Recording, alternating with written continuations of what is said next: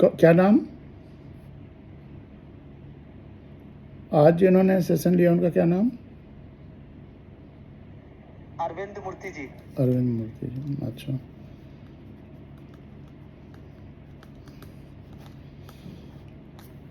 तो प्रियम्बल की ही सबसे पहले बात करें। प्रियम्बल एक बार आप लोगों के सामने है कुछ, या मैं पढ़ता? हम चाहते हैं कि पहले हम पढ़ें और आप लोग उसको दोहराएं, फिर शब्दों पर हम फिर से चर्चा करेंगे। हम भारत के लोग, एक बार मैं पढ़ रहा हूं, आप लोग भी रिपीट करिए। हम भारत के लोग भारत को एक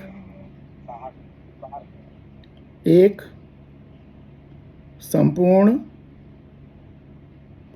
प्रभुत्व संपन्न, अब उधर से आवाज नहीं आ रही है तो मुझे पता नहीं चल पा रहा है कब आप लोगों ने, समाजवादी, पंथ निरपेक्ष, लोकतंत्रात्मक गणराज्य बनाने के लिए तथा उसके समस्त नागरिकों को सामाजिक, आर्थिक और राजनीतिक न्याय, विचार, अभिव्यक्ति, विश्वास, धर्म और उपासना की स्वतंत्रता, प्रतिष्ठा और अवसर की समता प्राप्त कराने के लिए तथा उन सब में व्यक्ति की गरिमा और राष्ट्र की एकता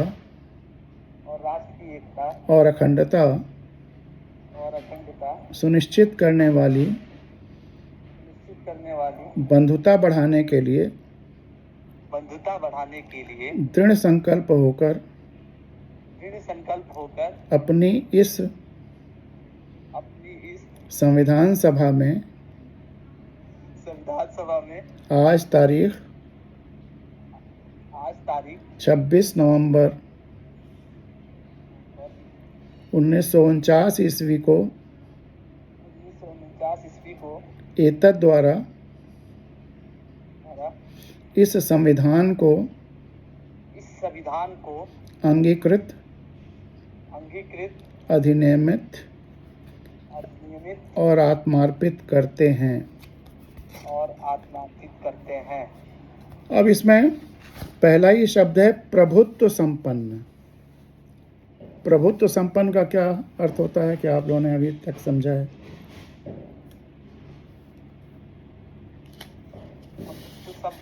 मतलब हम किसी भी शासन के अधीन नहीं हैं, हम स्वतंत्र हैं, मतलब खुद के उसके लिए। जैसे पहले जो स्टेट था वो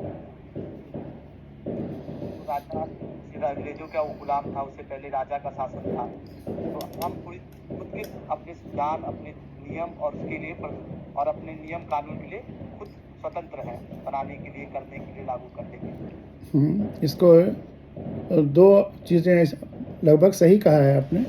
दो डायमेंशंस इसके और हैं जिसको ध्यान में रखना होगा कि अब जब से ये संविधान लागू हो गया तो अब न तो हमारे ऊपर किसी बाहरी शक्ति का, देश का या ऑर्गेनाइजेशन का, व्यक्ति का दबाव होगा, और न ही किसी आंतरिक व्यक्ति, समूह, प्रदेश या राजनीतिक दल का दबाव होगा।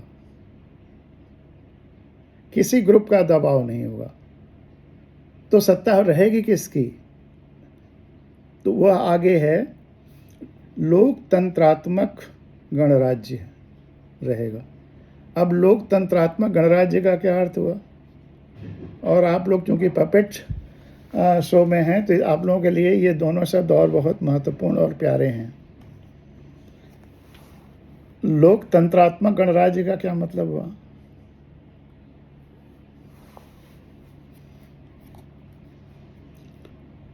लोकतंत्र का क्या मतलब हुआ?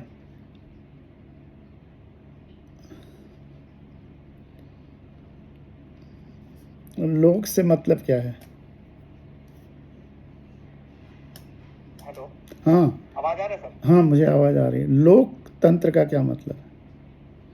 लोकतंत्र का मतलब कि लोगों के द्वारा लोगों के लिए चुना गया ऐसी व्यवस्था जो जिसमें लोग खुद ही चुनते हैं अपने आप को और नियम और कानून बनाते हैं और शासन का हिस्सेदार बनते हैं और शासन करते हैं खुद, मतलब कोई दूसरी उसमें सत्ता इन्वॉल्व नहीं होती है, जनता का ही शासन होता है। मतलब लोक से उभरा हुआ तंत्र, लोक की ही व्यवस्था रहती है, लोक ही सत्ता में रहता है, लेकिन आपने लोक के लिए शब्द जनता और लोग इस्तेमाल किया। कॉमन पार्लेंस में कहते हैं कि लोक का अर्थ यह है, हो सकता है डिक्शनरी में भी ये मिले, लेकिन लोक का सही अर्थ आप लोगों को जानना चाहिए। लोक का क्या अर्थ होता है? बड़ा प्यारा शब्द है लोक। लोक शब्द की उत्पत्ति कहाँ से हुई है? लोकतंत्र के अलावा लोक का उपयोग और कहीं हुआ है? आपने लोक का उपयोग और कहीं किया है?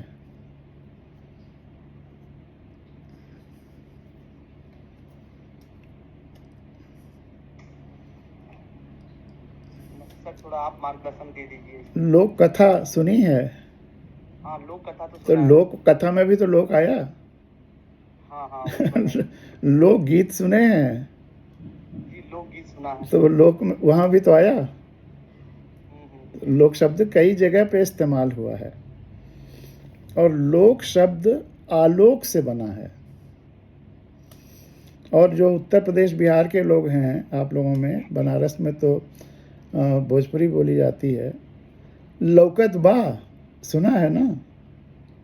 लौकना, लोक, ये सब एक ही फैमिली के शब्द हैं।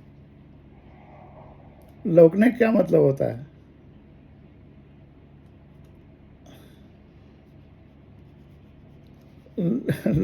लौकने का क्या मतलब होता है? वही सर, जो सभी लोग सभी को मिला के जो बनता है जिसमें लौकत बा का क्या मतलब है?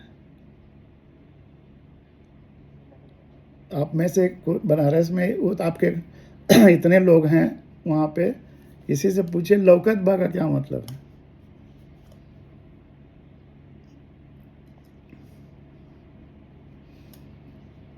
लौकना,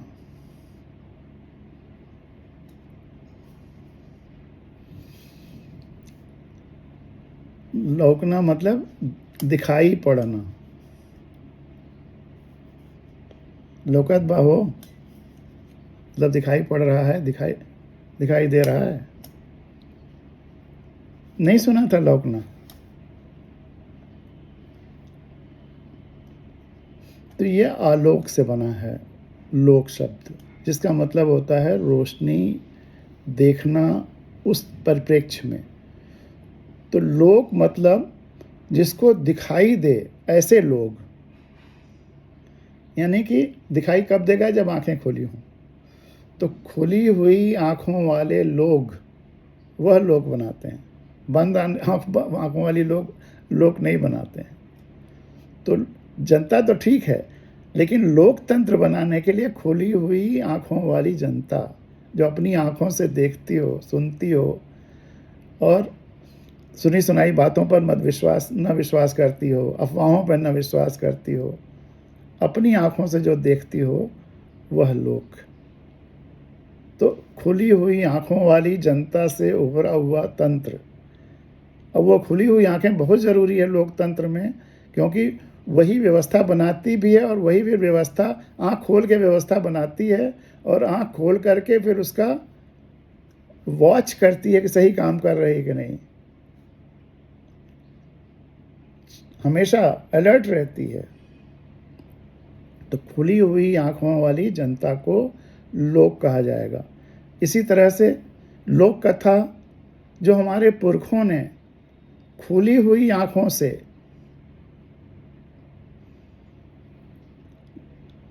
देखा और उसको कहानियों में सुनाया, वह लोक कथाएं बनी। लोकगीत हमारे पुरखों ने जो खुली हुई आँखों से देखा और उसको गीत में पिरोया, गाया, फैक्ट्स को, वो लोकगीत बने। तो ये तो लोकगीत हुआ। गणराज्य,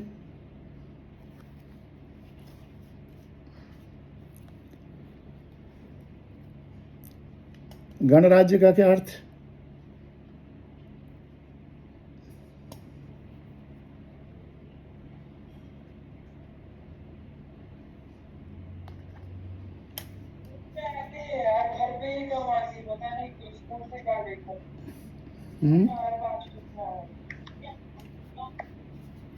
गणराज्य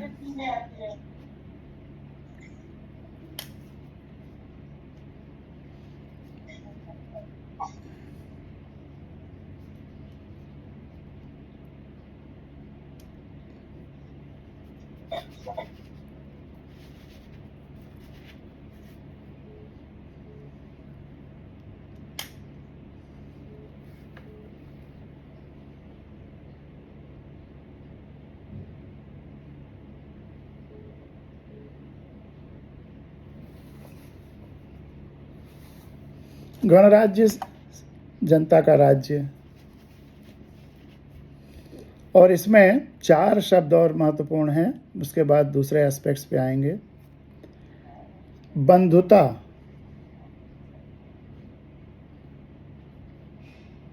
बंधुता शब्द दुनिया के किसी और संविधान में नहीं है।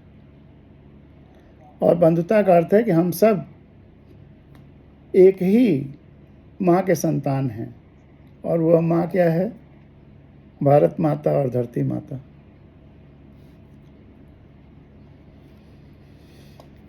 और अंगीकृत, अंगीकृत का क्या मतलब? ये मैं पूछ इसलिए रहा हूँ कि आप लोगों ने बताया था कि इस पे चर्चा आप लोगों की हुई है कि इन शब्दों का क्या अर्थ है, इसीलिए मैं थोड़ा उस पर और डिस्कस कर रहा हूँ।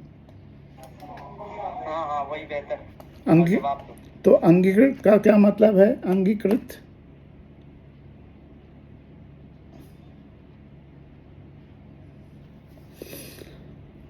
दृढ़ संकल्प होकर अपनी संविधान सभा में आज तारीख 26 नवंबर 1949 ईस्वी को एतद द्वारा इस संविधान को अंगीकृत, अधिनियमित और आत्मार्पित करते हैं। तो अंगीकृत का क्या मतलब हुआ?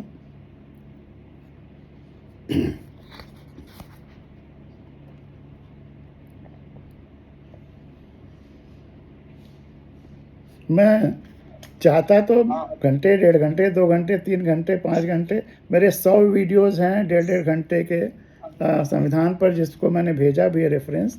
तो मैं चाहता तो शुरू से खुद बोलता चला जाता और लेकिन अगर आप संविधान के प्रचारक बनना चाहते हैं तो मैं चाहता हूं कि भविष्य में संविधान के बारे में कोई भी प्रश्न कोई आपसे पूछे तो आप उसका उत्तर देने में सक्षम हों। केवल खानापूरी करने के लिए मैं नहीं आया हूँ। मैं पिछले 11 साल से दिन रात संविधान के प्रचार प्रसार में लगा हूँ, डूबा हुआ हूँ, सब कुछ छोड़ करके। उसका पर्पज है कुछ। 8 लाख लोगों ने, आपको पता है 1857 से 1947 तक 8 लाख लोगों ने अपनी जान गंवाई है, फांसी के फंदे पे झूले हैं, गोलियां खाई हैं। उनके सपने कि उनकी गोलियां खाने या कुर्बान होने के बाद देश कैसा होगा, उनका सपना कहाँ लिखा हुआ है? भारत का संविधान में ही उनके सपने लिखे हुए हैं। लेकिन ट्रेजेडी यह है कि वह सपना जन जन तक गया ही नहीं। मैंने 1500 से ज़्यादा तो ऑनलाइन नहीं, जा कर के गाँवों में, शहरों में, हर प्रदेश में, हर जगह संविधान कथाएं कहीं। पहला सवाल पूछता हूँ कि संविधान पढ़ा है, संविधान जानते हो? नहीं पता है संविधान। जबकि संविधान में पहला मूल कर्तव्य जानते हैं आप क्या है? फर्स्ट फंडामेंटल ड्यूटी बताइए।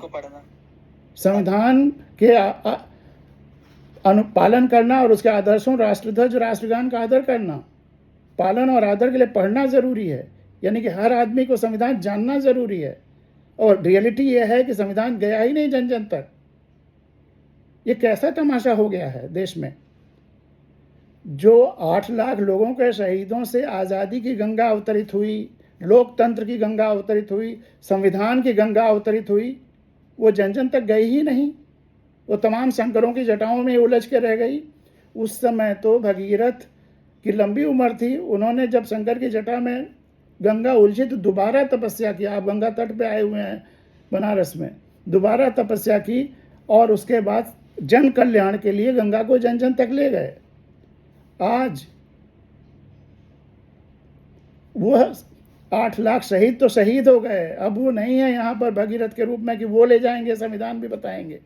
अब संविधान को जो हम लोग बचे खुचे जो देश के बारे में कुछ सोचते हैं, उनकी ड्यूटी है कि सही तरह से संविधान बताएं, जो मूल पर्पज है जो संविधान का वो समझाएं, सारे भ्रम दूर करें। संविधान के बारे में इतने भ्रम फैलाए गए हैं कि कुछ पूछिए मत। तो अंगीकृत का क्या मतलब हुआ?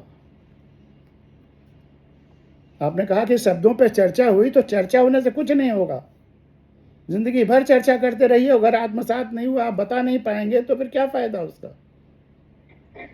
अंगीकृत का मतलब हुआ अंगीकार करना, मतलब खुद को उसको अमल में लाना अपनी जिंदगी। फिर वही बात, अमल में लाना तो बाद में। अंगीकृत का मुख्य मतलब क्या है?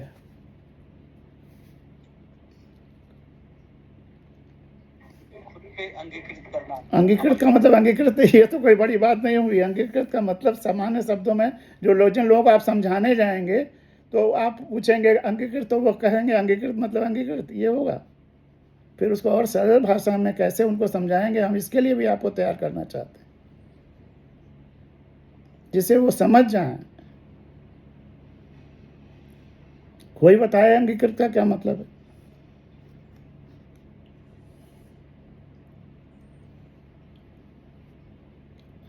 बात रखे अपने। बताइए, फिर से बताइए, सुनाई नहीं पड़ा।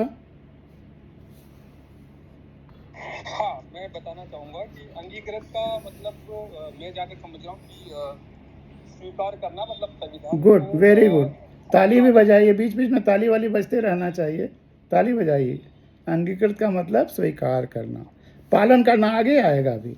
अंगीकृत का मतलब स्वीकार कर लिया, अब उसको अनुपालन किया कि नहीं, वो आगे दूसरे शब्द से आएगा। अधिनियमित, यह है अधिनियमित मतलब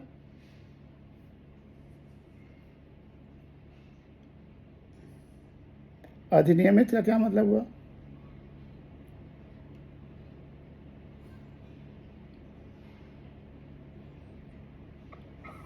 नियम में लाना।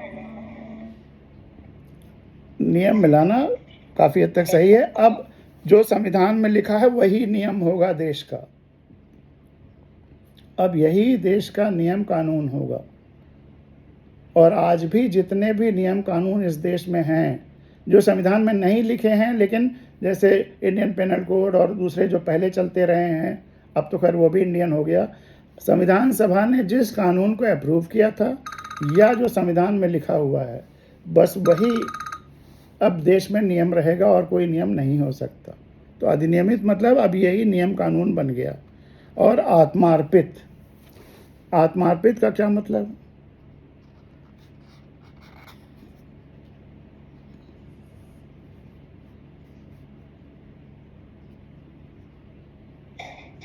अपने जीवन में तन मन से, मतलब तन मन से उसको स्वीकारना, संविधान को स्वीकारना, तन मन से स्वीकार करना, अपने आप में लागू करना। वो तो अधिनियमित मतलब हो गया।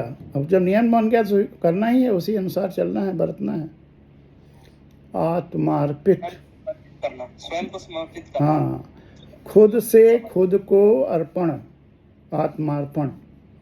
तो खुद से खुद को अर्पण किसने किया?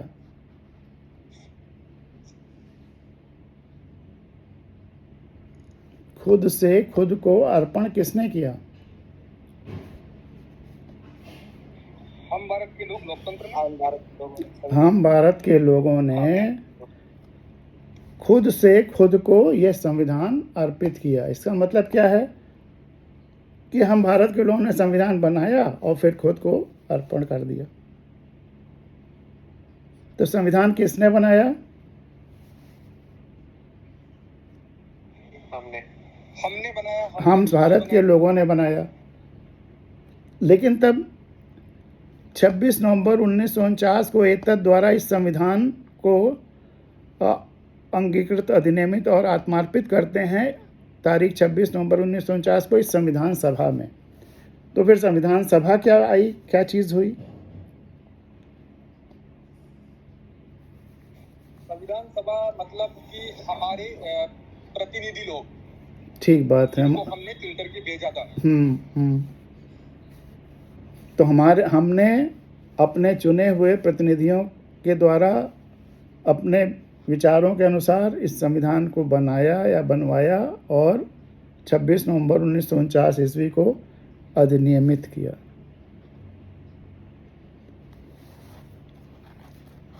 संविधान सभा में कितनी कमेटियां थीं? ये स्टडी किया है, ये बताया गया।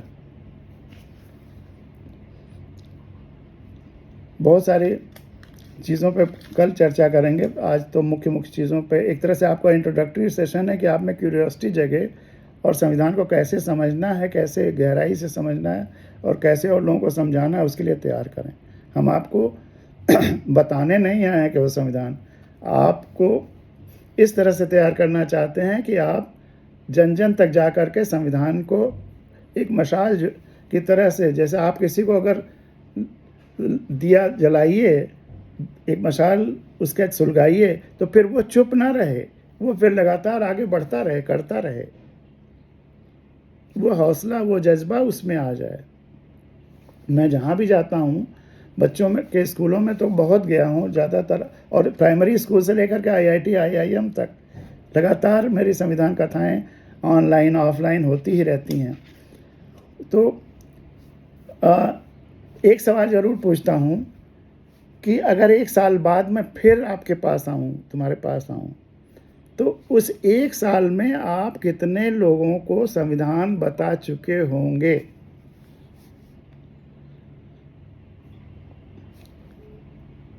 ये तो आम बच्चे से जो पूछता हूँ तो वो होता है। अब आप तो संविधान प्रचारक ही बन के जा रहे हैं, तो अगर यही सवाल मैं आपसे पूछूं कि आप अगले 1 साल में कितने लोगों को संविधान बता लेंगे, आपका टारगेट क्या रहेगा?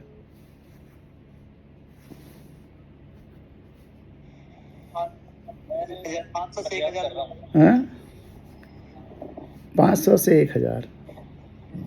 और सभी लोगों की यही आम सहमत है, कोई अलग भी कुछ? मैं बताना चाहूँगा कि मैं कम्युनिटी के साथ में काम कर रहा हूँ, तो मुझे लगता है कि मैं लगभग 100 लोगों को तो संविधान की अच्छी सी समझ हो, तो वो मैं 100 लोगों को ऐसे तैयार करूँगा कि कर रहे हैं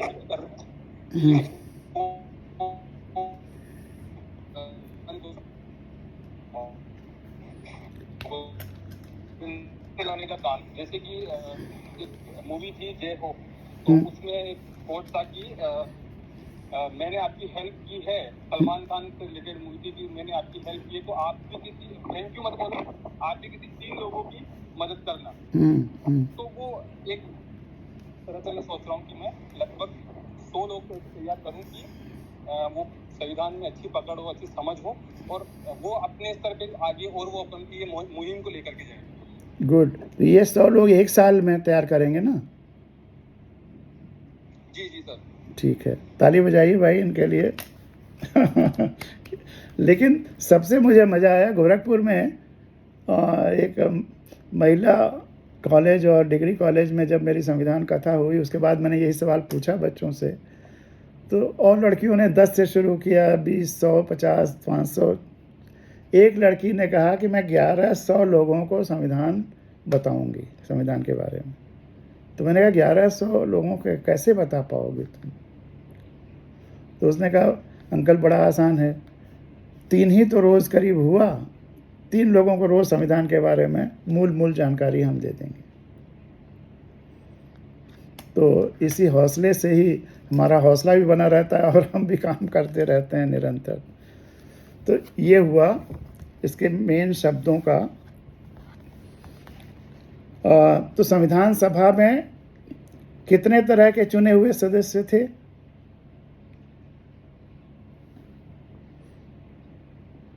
2 तरह के थे। एक तो जनता से सीधे चुन करके आए हुए थे और करीब 300 के आसपास, और दूसरे जो उस समय ढेर सारे राजा महाराजे थे उनके प्रतिनिधि थे, क्योंकि उनके भी प्रतिनिधियों को संविधान तो सबके लिए बनना था, वो सब भी देश में आ रहे थे, तो इसलिए 2 तरह के उसमें प्रतिनिधि थे। अच्छा, चूंकि लोक शब्द बहुत प्यारा है और एक संविधान की ताकत, संविधान में, अच्छा संविधान, वो एक लोक कथा आपको सुनाना चाहते हैं आज, वो आपको बहुत कुछ सोचने को मजबूर करेगी और हो सकता है कि आपने उसको सुना भी हो। वो कहानी लोकतंत्र की जननी है दरअसल पूरी दुनिया में। जब राजशाहियाँ थी तब भी लोकतंत्र का बीज अपने में समेटे हुए थी वो कहानी, और पूरी दुनिया में है। बचपन में तो मैंने बस्ती ज़िले के, यहीं अयोध्या के बगल का जो ज़िला है, अपने गांव में बोरा झोरा लेकर आम के पेड़ के नीचे पढ़ते हुए जाते हुए सुनी वहीं गांव में। लेकिन बड़े होने पे जब मैंने दुनिया के सारे भाषाओं की लोक कथाएँ पढ़ी तो वो लोक कथा मुझे हर जगह मिली। और लोक कथाएँ कैसे पैदा होती हैं, किसी एक गांव में एक जगह पे, या उस समय जंगल ही रहा होगा, शायद जंगलों से ही लोक कहानियाँ उपजी होंगी, तो एक जगह से कैसे घूमती घूमती घूमती एक जगह से दूसरी जगह, दूसरी जगह से दूसरी जगह, मसाल जुलूस की तरह से पूरी धरती पे फैल गई। तो वो कहानी दुनिया की सबसे बड़ी कहानी है और लोकतंत्र की जननी है। उस पर चर्चा करेंगे। लेकिन सबसे बड़ी चीज़ संविधान ने भारत के लोगों को, हम भारत के लोगों को क्या दिया है? अधिकार, कर्तव्य, ये सब की तो उसमें गिनाया ही है, नीति निर्देशक तत्व। लेकिन सबसे बड़ी चीज़ संविधान क्या देता है हम भारत के लोगों को? बोलने की आज़ादी। ये तो अधिकार हो गया।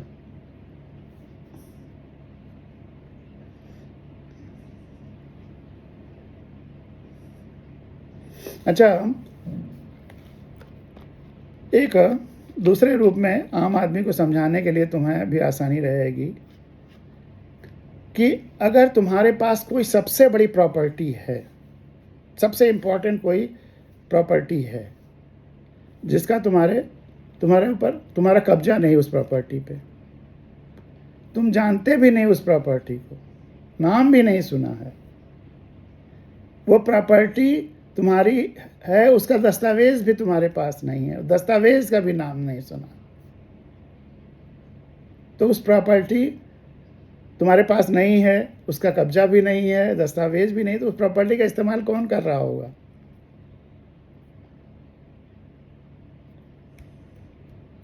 गवर्नमेंट कर रही होगी, हॉबी। गवर्नमेंट क्या है? हम काल्पनिक चीज़ों की बात नहीं कर रहे हैं। गवर्नमेंट, तुमने सवाल उठा दिया है कि गवर्नमेंट कर रही होगी, तो गवर्नमेंट तो जनता की ही है, सत्ता जनता के पास है, जनता अपने प्रतिनिधि भेजती है। इस देश में मीडिया शुरू से 47 से आज तक लगातार झूठ बोलता रहा है और जनता को गुमराह करता जा रहा है। जिस वजह से भी जितनी गवर्नमेंट होती है सब जनता की गवर्नमेंट होती है। एक्स पार्टी की गवर्नमेंट, वाई पार्टी की गवर्नमेंट, एक्स पर्सन की गवर्नमेंट, यह सब बकवास है, झूठ है, महाझूठ है। सरकार हमेशा जनता की होती है और ये उसके सेवक हैं। तीनों पालिकाएं, कार्यपालिका, न्यायपालिका, विधायिका, तीनों 3 तरह की सेवाओं के लिए हैं। जो न्यायपालिका है वो न्याय की सेवा के लिए है, जो कार्यपालिका है वो कार्य करने की सेवा के लिए है, और जो विधायिका है वो केवल एक सेवा के लिए है कि किसी भी विषय पर राय देने के लिए, वोट देने के लिए, उन संसदों या विधानसभाओं में बोलने के लिए जिस जनता ने उनको चुना है अपना प्रतिनिधि, उनसे राय लेकर के उनकी बात वहाँ रखें। ना अपनी बात रखनी है, ना पार्टी की बात रखनी है, और ना किसी पूंजीपति की जिसने उनको फाइनेंस किया। यह है सच्चाई। और जब कोई शपथ ले, शपथ क्या लेते हैं यह भी संविधान में लिखा हुआ है कि विधि, संविधान और विधि के संरक्षण और संवर्धन की शपथ लेते हैं जितने भी लोग संवैधानिक पदों में बैठे, चाहे चीफ जस्टिस हो, चाहे प्राइम मिनिस्टर हो, चाहे प्रेसिडेंट हो, चाहे जो भी हो, चीफ मिनिस्टर हो, शपथ लेते हैं संविधान और विधि के संरक्षण और संवर्धन की। और जब न्यूज़ क्या फ्लैश करता है, फला फला का राज तिलक, किसकी होगी ताजपोशी, ये क्या राजशाही है क्या? तमाशा बना के रख लिया है देश को। और कोई प्रधानमंत्री, कोई मुख्यमंत्री कभी भी जब भी ये शब्द आए हैं, किसी ने नहीं कहा, मीडिया को हड़काया नहीं कि ये तुम कैसे लिख रहे हो, ये तो असंवैधानिक है। हम लोकतंत्र है। अब ताज कैसा?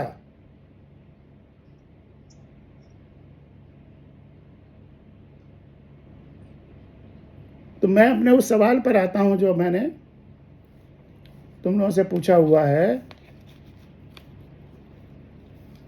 कि उसका उपभोग कौन करेगा। किसी ने गवर्नमेंट कहा, चलो गवर्नमेंट तो कोई उपभोग करने वाला चीज़ है नहीं, कोई उसमें सेंसेस है नहीं कि वो उपभोग करे, वो तो नाम है एक टर्म का।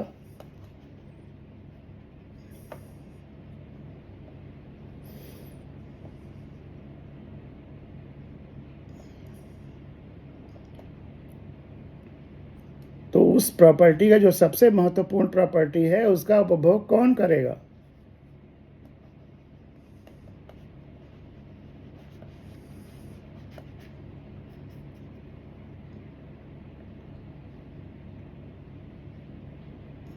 जो भी हथियार ले वही कर रहा है, करेगा। ये तीनों पालिकाओं ने भी काफी हथियाया है उसको।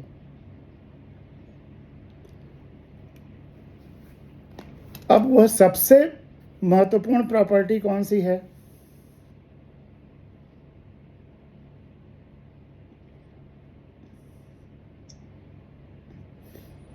सबसे महत्वपूर्ण प्रॉपर्टी भारत के किसी नागरिक के पास क्या है? अपना जीवन। सबसे महत्वपूर्ण अपना जीवन। तो प्रॉपर्टी क्या है? वो तो खुद ही है। जैसा कि आपने कहा सर, आपके जो आपकी जैसा कि आपने अभी कहा कि कार्यपालिका, न्यायपालिका, विधायिका, तो शायद मुझे लगता है कि मेरे पॉइंट ऑफ व्यू से कार्यपालिका सबसे महत्वपूर्ण प्रॉपर्टी है। अब वो किसने हथियाया है उस पर थोड़ा और बाद में चर्चा करेंगे। सबसे महत्वपूर्ण प्रॉपर्टी है देश की मालकियत। हर देश का नागरिक इस देश का मालिक है। देश की सत्ता, देश की मालकियत हम भारत के लोगों में बिखेर दी गई है, दे दिया गया है। ये देश की मालकियत हम भारत के लोगों को सौंप दिया गया है और वो खुद सारे फैसले उन्हें खुद करना है। गांव पंचायतों में 73वें संविधान संशोधन के बाद अब ये कर दिया गया है कि खुद एक साथ बैठ करके ही सारे फैसले करेंगे। जब गांव पंचायतों पे चर्चा करेंगे तो उस पर वो, और विधानसभा लोकसभा में एक साथ नहीं बैठ सकते सब लोग, इसलिए प्रैक्टिकली पॉसिबल नहीं है। इसलिए देश को, प्रदेश को खंडों में बांट करके उनके प्रतिनिधि वहाँ चुने जाते हैं, केवल इसलिए कि वो हर बात बोलने के पहले, वोट देने के पहले, किसी बिल पर या बहस करने के पहले जिस जनता ने चुना है उनको वहाँ जा कर के, जिस लोक ने चुना है, खुली आंखों वाली जनता ने, वहाँ जा कर के तब वो उसकी राय रखेंगे। संविधान का हरण या संविधान की हत्या उसी दिन हो जाती है जिस दिन वह प्रत्याशी अपनी राय रखने लगता है, पार्टी की राय रखने लगता है या किसी पूंजीपति की राय रखने लगता, अपनी राय नहीं रखता। तो आइए उस सवाल पर आते हैं कि वह सबसे महत्वपूर्ण प्रॉपर्टी है देश की मालकियत, जो हम भारत के लोगों के पास है सामूहिक रूप से। और कौन सा वो दस्तावेज है जो उनको यह मालकियत देता है?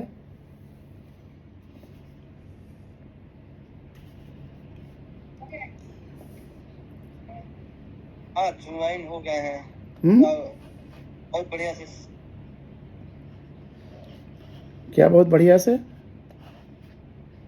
इतने सुन रहे हैं सर, ज्वाइन हो गए, पूछ रहे थे तो। अच्छा, तो वह सबसे वह दस्तावेज कौन सा है जो सत्ता जनता को सौंपता है, देश को मालिक बनाता है? संविधान। गुड। अपने लिए ताली बजाओ जरा, कुछ जोश आए।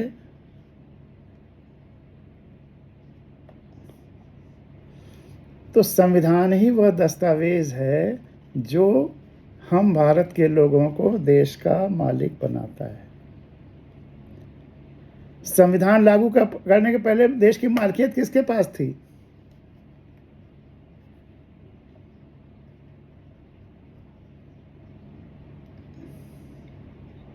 अंग्रेजों के पास में, और जो राजा महाराजा रियासतें थी जिनकी, उनके पास में थी। अंग्रेज कब चले गए? अंग्रेज जब देश आजाद हुआ। अरे मैं डेट पूछ रहा हूँ। अरे देश कब आजाद हुआ आपको ये भी नहीं पता है? संविधान सैनिक बनने चले। 15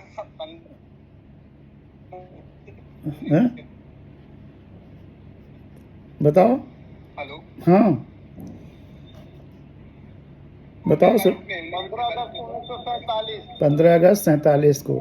और संविधान कब बना, कब लागू हुआ? 49 में बना, 50 में लागू हुआ। आधा 49 में ही लागू हो गया था और आधा 50 में लागू हुआ। उसके भी नोटिफिकेशन हुआ कि ये 26 नवंबर 49 से ही लागू हो जाएगा और ये 26 जनवरी से लागू होगा। 26 जनवरी से क्यों लागू किया गया आधा हिस्सा, उसका कोई कारण?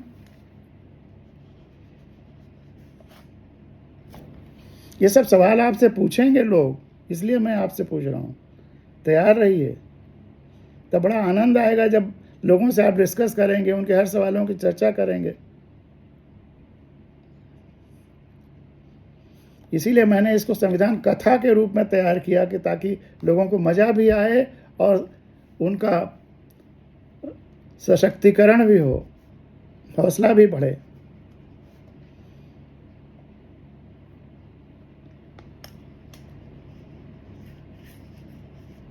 तो 26 जनवरी क्यों लागू किया गया आधा हिस्सा?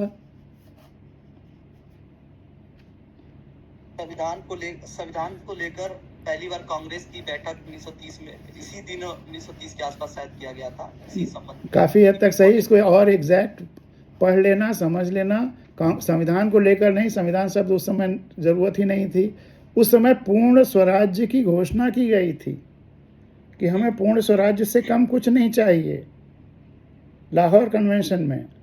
उसी की याद में इसको आधा हिस्सा फॉर्मर, मतलब कई चीज़ें तो 26 नवंबर 1949 को अधिनियमित हो ही गया, नियम बन ही गया, लेकिन कुछ चीज़ों को पोस्टपोन कर दिया गया 26 जनवरी को गणतंत्र दिवस तक के लिए। तो वह सबसे बड़ी प्रॉपर्टी देश की मालकियत है, और वो जो दस्तावेज है इस मालिकियत को जनता को सौंपने का, वह है संविधान। लेकिन संविधान लागू हुआ 26 नवंबर 49 को, देश आज़ाद हुआ 15 अगस्त 47 को। तो इस बीच में मालकियत कहाँ रही, सत्ता कहाँ रही?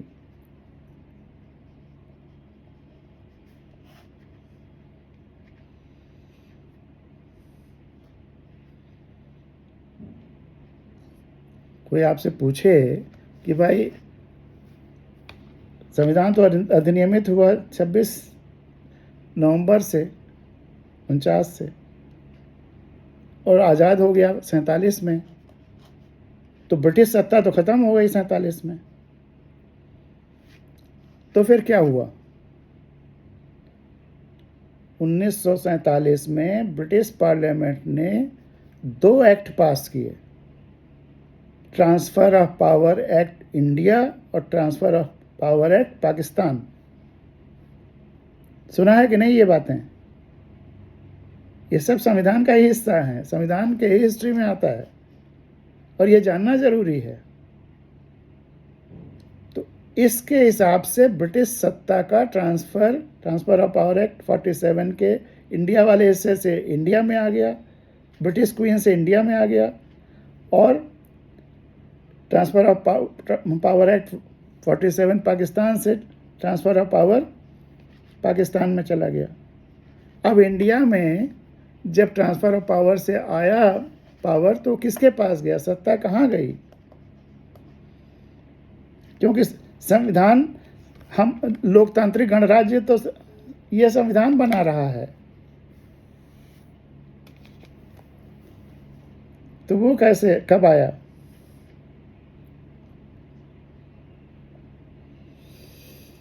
कोई बताएगा या मैं आगे बढ़ूं, बताऊं? अगर न बता पाने की स्थिति में हो तो बोल दिया करो, ताकि मैं इंतजार ना करूं, मैं आगे बढ़ूं। कह दो, आप बताइए। इंटरनल गवर्नमेंट का मतलब वो गठन किया गया था। हाँ, वेरी गुड, वेरी गुड, इस पे भी ताली बजाओ। जो इंटरिम गवर्नमेंट बनी और जिसको सत्ता सौंपी गई, सत्ता उसी के पास टेम्पररीली रही, और जब संविधान लागू हो गया तो सीधे जनता तक चला गया। वेरी गुड, यहाँ तक क्लियर हो गया? तो वो दस्तावेज जो इसने सत्ता जनता को सौंपी, वो है भारत का संविधान। अब संविधान का नाम भी नहीं सुना है, जानते भी नहीं हैं, ज़्यादातर जगहों पे तो नाम भी नहीं सुना था। खैर, अब पिछले 11 साल के मेरे इस लगातार अभियान से और तरह तरह की चीज़ों से अब संविधान का नाम तो सबने सुन लिया, लेकिन अभी जानकारी पूरी नहीं हो पा रही है। बहुत बड़ा काम है, अभी उसमें 8-10 साल और लगेंगे। तो सबसे जनता के पास उस प्रॉपर्टी का मालिकाना हक ने कब्जा नहीं है। अगर तुमसे ये पूछा जाए कि क्या सबूत, तुम मुझी से पूछो कि सर आप कह रहे हैं कि सत्ता जनता के पास नहीं है, तो इसका क्या सबूत है कि सत्ता जनता के पास नहीं है? जनता वोट तो देती है, वोट देने की फॉर्मेलिटी तो करती है, लेकिन क्या सत्ता वाकई जनता के पास है? जनता से राय लेकर के विधायक, सांसद, विधानसभा, लोकसभा में वोट देते हैं या राय देते हैं या बोलते हैं? नंबर 1, डायरेक्ट तो नहीं है जनता के पास। अरे अभी और आगे सुनो, अभी ये तो फैक्चुअल, सब फैक्चुअल फैक्ट्स की मैं बात कर रहा हूँ। फैक्चुअल किसका कब्जा है? दस्तावेज तो कह ही रहा है कि जनता मालिक है, लेकिन फैक्चुअल क्या स्थिति है?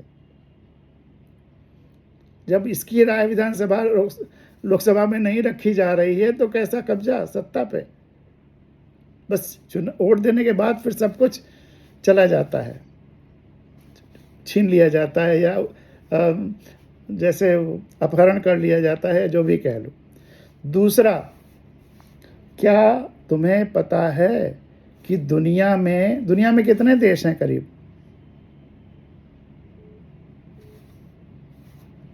दुनिया में कितने देश हैं? करीब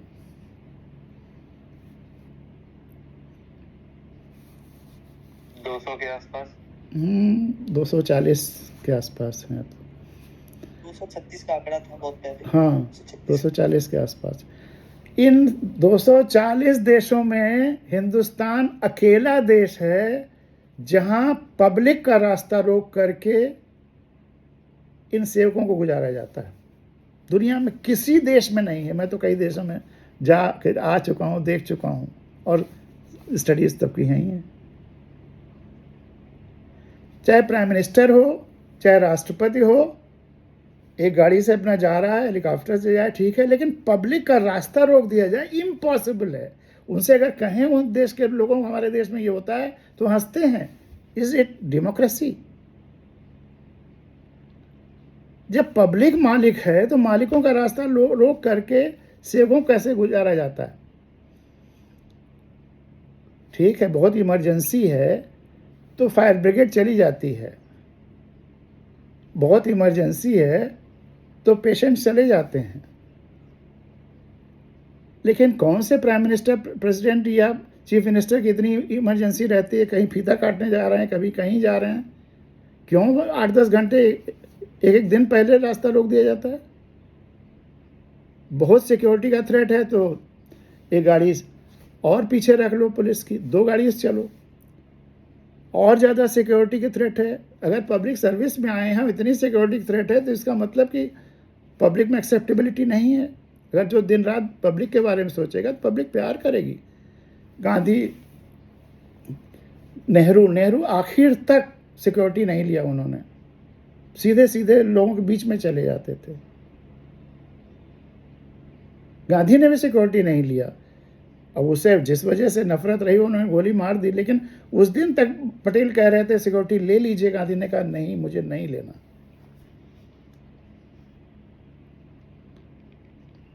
तो पब्लिक का रास्ता रोक करके कितनी बार कितनी महिलाएं प्रसव करती हैं सड़कों पे, ये हालत हो जाती है, बीमार मर जाते हैं, फिर भी 2-2 4-4 घंटे का रास्ता रोक दिया जाता है।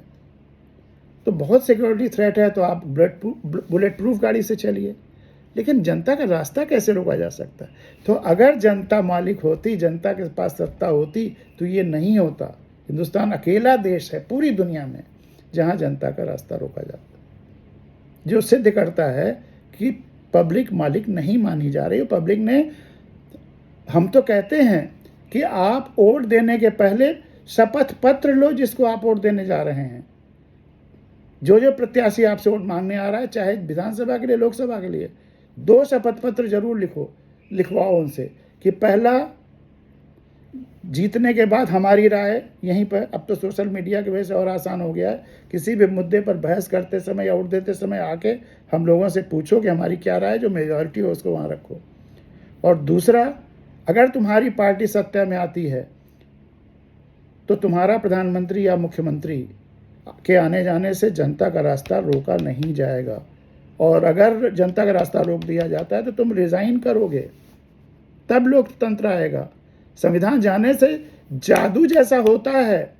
200 से ज़्यादा गांवों में जहाँ जहाँ लोगों ने संविधान को ठीक से जान लिया है, एकदम परिवर्तन हो जाता है, गांव बदल जाता है। केवल 2 बातें जो 73वें संविधान संशोधन के बाद गांव पंचायतों के एक्ट में पूरे देश में अधिकांश स्टेट्स में आ गया है, जो वही दोनों चीज़ें जब जान लेते हैं तो गांव बदल जाता है। पहला, सारे फैसले गांव के लोगों को करने हैं, प्रधान को कोई फैसला करने का अधिकार नहीं है। किस विधवा को पेंशन मिलेगा, किस गरीब का मकान बनेगा, पढ़ाई के क्या होगा, कहाँ खड़ंजा लगेगा, स्कूल का क्या होगा, अस्पताल का क्या होगा, जो 29 विषय जो संविधान सभा ने दिए हैं, उसका सारा फैसला गांव के लोगों को करना होता है खुद। और साल में 2 बार बैठक होनी है। अगर बीच में और कोई ज़रूरी विषय आ गया तो उसके लिए और बैठक बुलाई जाएगी। और दूसरा, जो right to recall Jayaprakash Narayan मांग रहे थे, वो गांव पंचायतों को दे दिया गया है। यही बात अगर आप बता दें तो गांव तो उसी दिन बदलने लगता है। इस पे मैं IIMs में जो मेरे लेक्चर्स होते हैं तो क्या क्या चमत्कार होते हैं, मैं मतलब केवल चमत्कार ही गिनाऊं तो 10-12 लेक्चर्स हो जाएंगे। मेरे ही RTI पे 2015 के 26 नवंबर से संविधान दिवस मनाने की घोषणा हुई है इस देश में। 200 RTIs मैंने लिखे थे। राष्ट्रपति, उपराष्ट्रपति, प्रधानमंत्री, सारे कैबिनेट मिनिस्टर्स, सारे चीफ जस्टिसेस, सारे गवर्नर्स, सारे चीफ मिनिस्टर्स, और किसी को छोड़ा नहीं था जिसने संविधान की शपथ ली है। 7 सवाल पूछे थे कि संविधान का पहला जब मूल कर्तव्य है कि हर नागरिक को संविधान का जानना है, और ग्राउंड रियलिटी ये है, मैं इतना संविधान कथाएं कह चुका हूँ कि लोगों को नहीं पता है। और आपने संविधान और विधि के संरक्षण संवर्धन की शपथ ली है, तो क्या आपकी कोई जिम्मेदारी नहीं है संविधान बताने की अपने क्षेत्र के सभी लोगों को? और मैं एक भारत के नागरिक की हैसियत जानना चाहता हूँ, कितने दिन में आप बता देंगे? और क्या ये ज़रूरी नहीं हर क्लास में केजी से लेकर के और पोस्ट ग्रेजुएशन तक, रिसर्च तक, पीएचडी तक संविधान पढ़ाया जाए अलग अलग स्तर के अनुसार? क्या ये ज़रूरी नहीं है कि हर घर में एक संविधान की किताब रखी जाए, हर घर में अलग अलग भाषा में जो वहाँ चलती हो? तमाम सब इतना मथा गया पूरे देश में, सेक्रेटरीज की मीटिंग हुई, ये हुआ वो हुआ, 2 सूटकेसेस भर गए मेरे जो जवाब उधर से आए। लेकिन 2 चीफ मिनिस्टर्स ने बड़े प्यारे जवाब दिए, सिक्किम और मणिपुर के, कि आपके आरटीआई के सारे पॉइंट्स नोट किए गए। पहली बार सिक्किमीज़ में और मणिपुरी में संविधान ट्रांसलेट करा लिया गया है और उसको छपवा के हर घर में भेजेंगे। भारत सरकार ने 26 नवंबर को 2015 से संविधान दिवस मनाने की घोषणा की, संविधान के प्रचार प्रसार के लिए। 1 घंटा हो गया है, तो आज तो मैं विराम दूंगा। यही जो सवाल मैं आपके फूड फॉर थॉट दे रहा था, इसीलिए मैं 2 दिन का या 1 घंटा पहले और फिर 1.5 घंटा बाद में, आज मैं इंट्रोडक्टरी कर रहा था, आपको कोच रहा था कि आप सोचिए कि अगर 8 लाख लोगों ने अपनी जान गंवाई है इस आज़ादी के लिए, तो हम इतना भी नहीं कर सकते कि लोगों को बेसिक चीज़ें बता दें, उनको अपनी खुली आंखें, जनता से लोग तो बना दें, खुली आंखों से देख करके कौन है जो सेवा करेगा उसको वोट दें। प्रचार में आकर के, पैसा शराब में आकर के, सोशल मीडिया में सुन करके या जाति के आधार पर, धर्म के आधार पर लुटाए तो नहीं। तो पहला जो मैं कह रहा था कि क्या प्रमाण है कि सत्ता जनता के पास नहीं है, पहला तो यही कि जनता का रास्ता अगर रोका जा रहा है उनके आने जाने से, तो सत्ता उनके पास है, जनता के पास नहीं है। दूसरा, राज तिलक, फला फला का राज तिलक, इसका मतलब सत्ता उनके पास है, राजा वो हैं। प्रजातंत्र कह दिया गया इस देश को, अब इससे बड़ा झूठ क्या होगा? लोकतंत्र है तो सेवक चुनेगा, प्रजातंत्र है तो प्रजा है तो राजा चुनेगा, और राजा जो स्वांग रचेगा, भौकाल बनाएगा, पैसा खर्च करेगा, साम दाम दंड भेद करेगा। और अगर लोकतंत्र आना है तो सेवा के आधार पर, सच्चाई के आधार पर, अहिंसा के आधार पर। और अगर राजशाही है, राजा है, तो हिंसा भी करेगा, मरवाएगा लोगों को। तो इसलिए यह तो प्रमाण है कि सत्ता अभी जनता के पास नहीं है। वो सत्ता जनता के पास पहुंच जाए, इसी के लिए आपकी जिम्मेदारी है। जिस दिन जनता जाग जाएगी, उसी दिन सत्ता जनता के पास पहुंच जाएगी। इसीलिए मैं इतने मन से, संवेदना के साथ, पूरी ताकत से आपको झिझोड़ रहा हूं कि आप जाग जाइए, तब जगाइए। सोने वालों को मेरे आसपास जगह नहीं है। तो अब लेकिन वो सबसे महत्वपूर्ण जो दस्तावेज है, जो आज़ादी अब जनता तक सीधे पहुंचा रहा है, वो संविधान है। तो इस दस्तावेज को सबको पहुंचाइए, सत्ता को अपने पास रखें, किसी हालत में किसी और को न सौंपें, अपने प्रतिनिधि चुनें। तो इसी नोट पे आज तो मैं अपने ये बात यहीं समाप्त करता हूँ, लेकिन कल 12 बजे से 1:30 बजे तक आपको भी बिल्कुल जी जान लगा करके भाग लेना है, और मैं भी जी जान लगा करके चर्चा करूँगा। ठीक है। और जहाँ भी किसी भी मेरे बात से विरोध हो, खुल के कहिए कि नहीं साहब, आपसे मैं इससे सहमत नहीं हूँ, आप गलत कह रहे हैं, सही ये है। मैं तो चाहता हूँ कि लोग खुल करके मुझसे सवाल पूछें, तभी तो भ्रांतियाँ दूर होंगी। और जितने लोग, ज़्यादातर संविधान चाहे बताने वाले हों चाहे जो हों, सब वेस्टेड इंटरेस्ट के आते हैं कि तुम अपनी आंख बंद रखो और चाहे जो करो। आंख बंद करने की शिक्षा देने वाली ये राज सत्ता भी है और धर्म सत्ता भी है। मुझे कोई परहेज नहीं कहने में। दोनों सत्ताएं चाहती हैं कि आप अपनी आंख बंद करें ताकि उनकी दुकानें चलती रहें। असली धर्म क्या है? संपूर्ण ब्रह्मांड से जुड़ाव ही धर्म है। संपूर्ण धरती के प्रति संवेदना, अपने परिवार, समाज, प्रकृति, देश, प्रकृति, पर्यावरण और धरती माँ, सबसे जब आप संवेदना, प्रेम महसूस करें, यही धर्म है। हाँ, सबसे ज़्यादा अगर तकलीफ़ किसी को है, धरती माँ को है, उसे बुखार है, उसका ग्लोबल वार्मिंग हो गई है, उसका डिहाइड्रेशन है, पानी का लेवल जहाँ 15-20 फीट नीचे होता था 250-300 फीट नीचे चला गया है। हम आप महसूस करते हैं उसके दर्द को। एक पत्ती भी अगर कोई नोचता है तो धरती माँ को तकलीफ दे रहा होता है। ये सब विस्तार से चर्चा होगी और संविधान में इन सब के बारे में भी क्या क्या लिखा है वो भी चर्चा होगी। तो चलिए, शुभ रात्रि। आज का ये सेशन 1 घंटे ज़बरदस्ती मैंने आप लोगों से खींचा है। मिथिलेश को कितनी कितनी तरह से डांट के, हड़का करके, फ़ोन रख रख करके, ताकि कुछ झिझोड़ करके काम कराना पड़ रहा है। अभी मैं चाहता तो बहुत तरीके से आप लोगों को आकर्षित करके, अगर मुझे आपको जगाना नहीं होता, आपसे कुछ लेना होता, तो उसके तो 1000 तरीके हैं ठगने के।